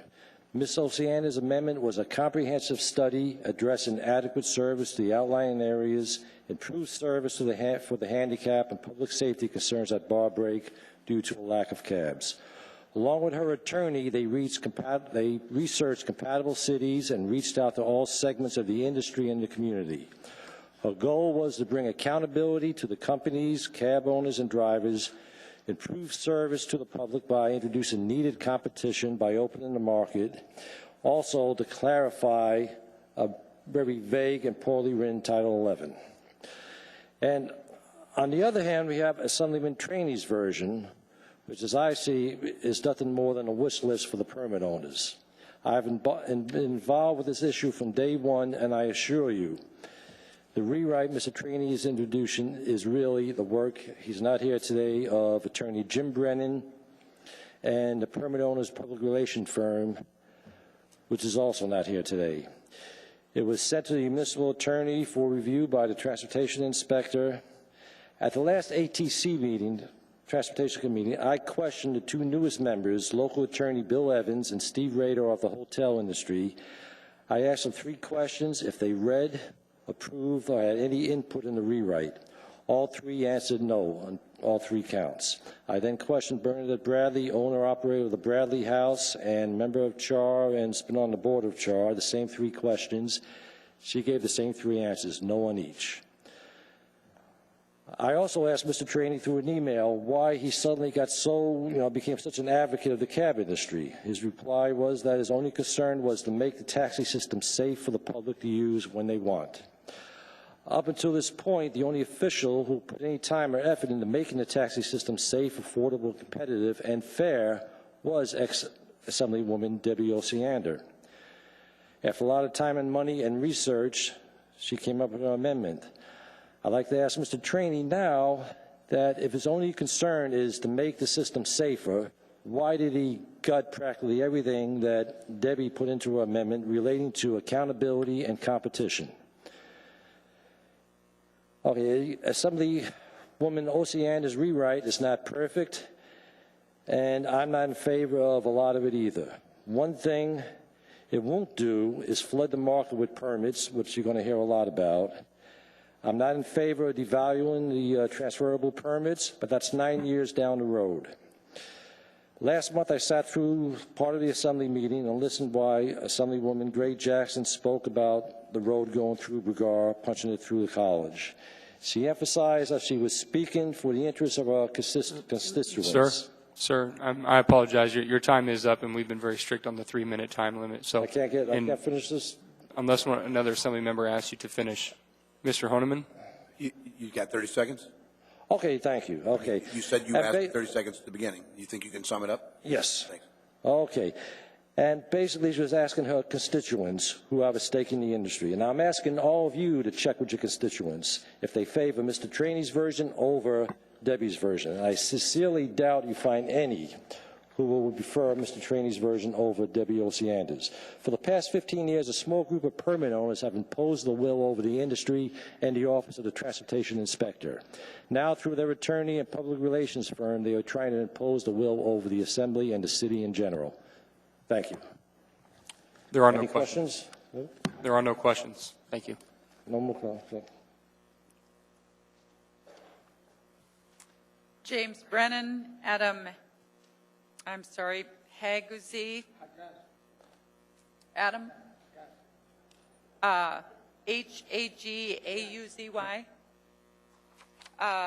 Bob Ransom, Veronica Evans. Come on up. Come on up, sir. Good afternoon or good evening. If you could speak a little bit My name closer. is Adam Hagasi. I am a cab driver here in town for like 12 years. I am so dissatisfied, so angry, so frustrated by the decision that you personally took to have more cars with permits that cannot be transferred. It seems as if you took some socialistic view here. Americans, they buy things so they can transfer them to their children. Who knows, God forbid, you buy a thing, you collapse or you expire, your children have to take over. That is the American way. But now it seems to me as if you've forgotten the way, you open the door to socialism. And I'm here to tell you, socialism expired, died everywhere it was. I buy a permit from you. If I collapse in 24 hours, the state will take it. How can this be? How? One of you just woke up in the morning and let's occupy the taxi industry? You did that. What's going to happen tomorrow? You're going to occupy the bars. And then what happened? Let's occupy the hotels. We ran away from socialism, folks. We ran all this time from socialism. Socialism died in Russia, died everywhere. And you opened the door here. How can this be? Even Marx and Engels, they don't even agree with what they said all these years. A lot of people died for the sake of socialism. It was a mistake. It's a tragedy. It's a tragedy. Socialism stinks. It's not good for human health, for goodness sake. And you are here, you open the door. Socialism is like a quicksand. Once you step on it, the only way you'll find out is when the sun reaches up to here, you cannot breathe, then you need help, a massive help to get out of there. Otherwise, that thing will suck you in. You die. That's it. The culture, this country just built like yesterday, 250 years ago. No other culture has ever achieved that. Just because it's built on free enterprise. One of my favorite American businessmen is Sir William Buckley. If you walk in here right now. Thank you.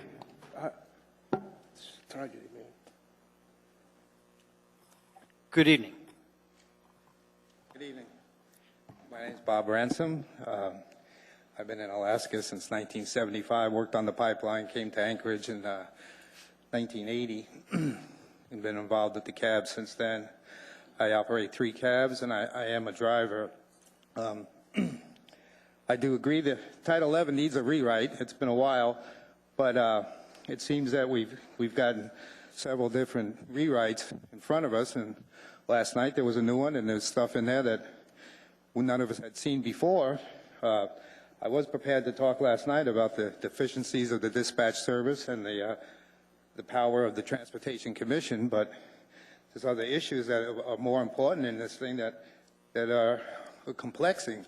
They want to get rid of the rear-wheel drive Crown Vics. They're the backbone of the industry. We have 75% of the fleet are operating like that. Why to get rid of that, I don't know. But to talk about the dispatch, we're mandated to belong to a dispatch, and they're very minimally regulated, while the owners, the operators, and the drivers are highly regulated. And I don't think that's right. The commission, the Transportation Commission, they're a voluntary commission appointed. They like to, they're an advisory commission to you guys in every aspect, except when it comes to issuing these permits. One member says we need 20, we need 15, somebody seconds it. Their role should be to advise the assembly how many permits, and you guys scrutinize. I feel their power there is not right. There's so many issues in this. Mr. Haldeman works with the Public Safety Committee. I go to those meetings. I'm a member of the Spenard's Community Council. The mayor got in my cab in 2011, and he asked me, what does the cab industry need? I told him we need cab stands downtown. We still don't have any more cab stands downtown. I've talked to Mr. Vacaris several occasions. Mr. Haldeman knows that we're working.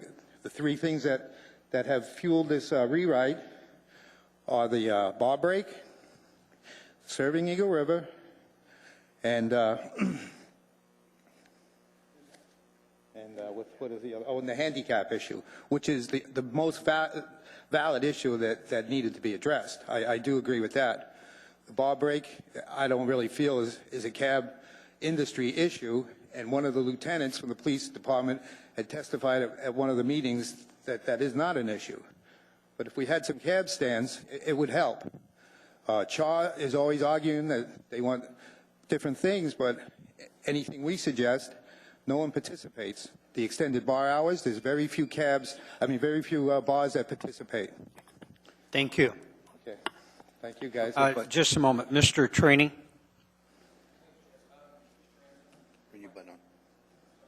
Anyway, I've asked the traffic engineer to tell us where the taxi cab stands are at.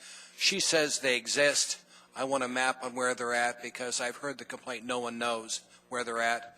She's told me they're identified. They're out there. I need to get it from her where they're at.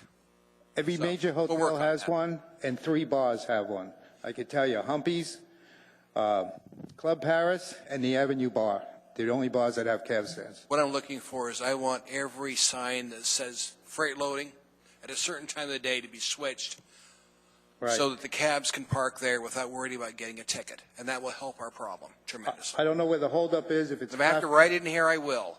traffic But I'm engineering. hoping they do it. It's either traffic engineering, the Easy Park, or the Downtown Partnership. They're the three entities that control that issue. Well, I'm going to work on that because they tell me it's all identified. I don't think it is because I hear the complaint. We don't know where they're at. So let's work on that together. Okay. Mr. Horniman?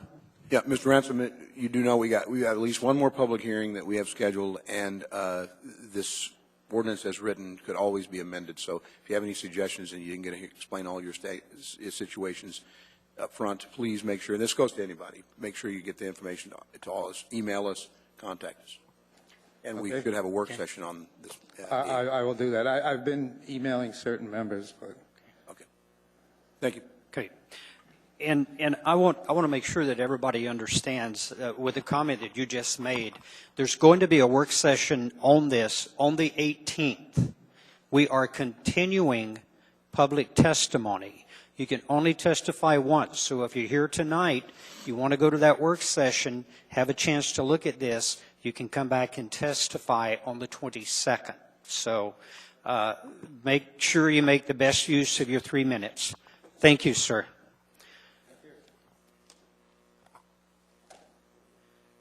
So I guess what I'm reiterating is if you're on the list tonight and you do choose not to testify and save it, you can do that. Madam Clerk? Veronica Evans, Lynette Moreno-Hines, Jackie Ransom, and Layron Eggleston.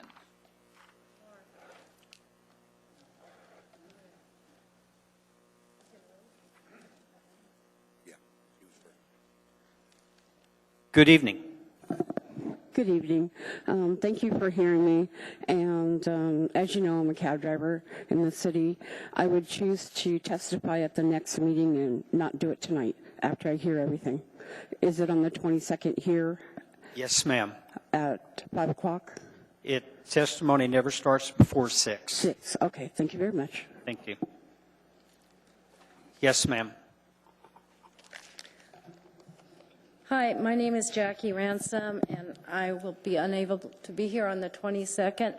But as a point of order, I was told by the clerk, and I know it's up to the body, that during public testimony and a public hearing, that if there are changes in the title after the public hearing starts, that that it is up to the body to decide if, because of those changes, people might want to testify again, and that you could allow that. And I would respectfully allow that because so many changes have been made in this Title 11, and we are just tonight getting the most recent changes. And I understand you have a work session, but we're going to evaluate that. At the work session, we're not allowed to talk. So we will be sending the emails on the different items that do concern the taxi industry. As Mr. Ransom said, I personally have been working for cab stands for over 10 years in the downtown area and have been unable to accomplish it by talking to assembly people, downtown partnership, everybody. That is vital to our industry. This Title 11, all it says is that the commission will suggest to the title or to traffic engineering that there should be cab stands downtown. It doesn't say what will happen after the suggestion is made. Suggestions have been made for over 10 years about those. It's a safety hazard for the public. They run out in between parked cars. Cabs keep circling. That's why there's no cabs downtown a lot of times. There's no place for them to pick up customers safely. And those customers are usually very inebriated, and it's a very dangerous situation. The transportation inspector has testified at numerous times about this, to the traffic engineering people, to CHAR people. CHAR does not advocate any parking in front of the bars downtown. Mr. Pate at the Gaslight has mentioned that he would enjoy that, parking in front of his place. It still hasn't happened. When she says that she has parking downtown, they're in front of a hotel, The Captain Cook has one, you know, the Hilton has one. They need them at the bars at night on Friday and Saturday. Not even Sunday, Monday, Thursday, Friday, and Saturday. That's the only time that CHAR is really, you know, concerned about. The rewrite is costing the permit owners and the operators lots of money. We want new cameras. I agree. My cars already have cameras in them. I agree. All the fees, all the rates are going up through the roof, but there's no money coming in to substantiate that. They're doing away with rear wheel cars or drive. There's no money coming into the industry to pay for all these things that are being mandated in Title 11. Thank you very much. Thank you. Jackie. Thank you. Mr. Honeman? Jackie, can you just briefly explain what you mean by no money coming in? So just explain that, please. The Assembly approved, I put forth a meter rate increase in 2005, and the Assembly approved it. That is controlled by the dispatches. They have never, ever maxed that out. It's still below the 2005 rates that the Assembly approved. Now, there's another meter increase in here, but there is no language that makes the dispatch give it to the drivers. So there is no money coming in. The owners, operators, there's a cap, 75 for night drivers, 85 for day drivers. That's still there. But right now, because the city has put on 15 new cabs, those drivers are earning 15% less on their daily trip sheets. They can't afford to pay the 85 and 75. I have 2 vacant day shifts that I need drivers for, and I can't find them unless I start cutting my daily lease and whatever. So the guys, my husband worked on Monday afternoon during the day. He made $5 an hour. The business isn't out there. The TIs report to the Transportation Commission. The big PowerPoint presentation said the call volume's down. Tourists are down. We can't operate on 3 months of tourists if there's no money on the street.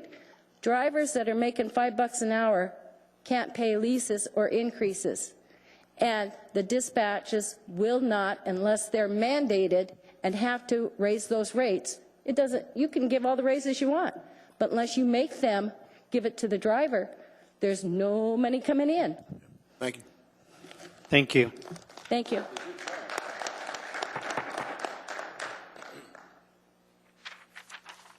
Okay, so we've got William 4 left on the list. So I've called everybody on the list. I'll do it one more time. James Brennan, Mark Marion, Veronica Evans, Layron Eggleston, and William 4. Oh, I've got 2 more. I've got 2 more here that signed up. I will just ask, you may be on the, is there anyone else that wishes to testify this evening? Understanding that we have the work session, this will be on our agenda for public testimony on the 22nd. Mr. Chairman, the work session's on the 18th from 1 to 2, I think, the work session. 11 to 12. 11 to 12. 11 to 12. Good evening. Good evening, Assembly members. I'm Susie Smith, and I'm a permit operator in town, owner-operator. I run a large fleet of taxi cabs, have a lot invested in this industry, in a system that was working fairly well. When Oceana presented her ordinance, it was, I'm glad to see that it was completely pushed aside and a new one written. Now, the new one is much better than that. We still there is some work to still be done.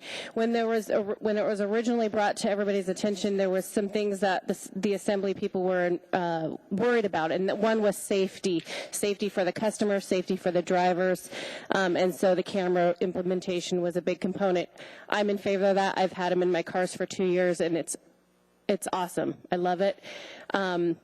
The background checks is a crucial component because we were just getting statewide run background checks. And so I'm glad to see something more broad than that. I don't know who's going to pay for that. I don't know what that kind of fee, though, costs, but I would be curious to find that out.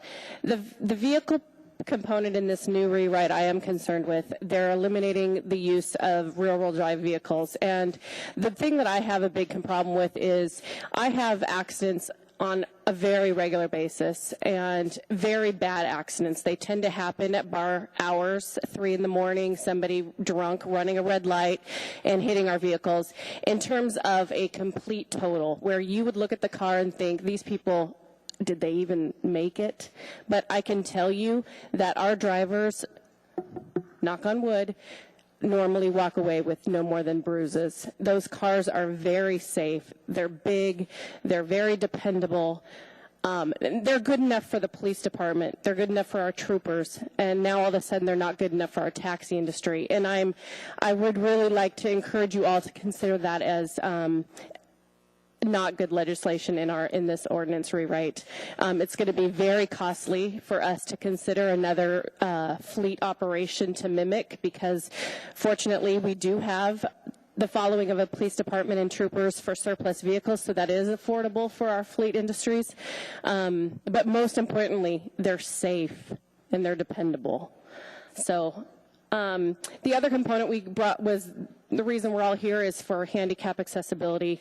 I'd like to point out that part of the complaining that from the handicap industry is the fact that there weren't cars responding to their calls. It isn't so much that the cars are not, there are not enough of them. It's because they were never mandated to make those a priority. And our new enforcement officer is going to make that important. And the people that bought those vehicles need to be held accountable to making those calls first and a priority. They got highly discounted. I guess that's it. Thank you. Anyone else? Anyone at all? If not, this item will be continued to the next meeting. Move to adjourn? Yeah, no, not yet, Mr. Honeman, please. I'll withdraw that. I'll withdraw that. Thank you. We've got a... Right. I need a motion to continue. Move to continue public testimony to October 22nd. And second, any objection? Seeing none, no. We've got another piece of cleanup. Mr. Trombley? I'd like, at our last meeting, we had the Citizens Coalition on Public Testimony come testify, and we never incorporated their report, so I'd like to move to incorporate the Citizens Coalition on Public Testimony's report. Second. Any objection? Chairman? Yes. It's the Citizens Task Force, is that what you're talking about? Yes, ma'am. Okay, and what do you mean incorporate? I'm confused. They did not have their documentation. Okay, wasn't part of our... No, ma'am. No. They just didn't have it, so we're incorporating that. I understand. Thank you, Mr. Chairman. Do I need to restate the motion since I got the name wrong? Yeah. Madam Clerk? I think everyone understands. Okay. Yeah, the All right. Citizens Task Force. Okay. Now, yes, it was unanimous consent. The chair will now take a motion to adjourn. Motion to adjourn. We stand adjourned. Hey, Ernie, what about people that were here on non-agenda items?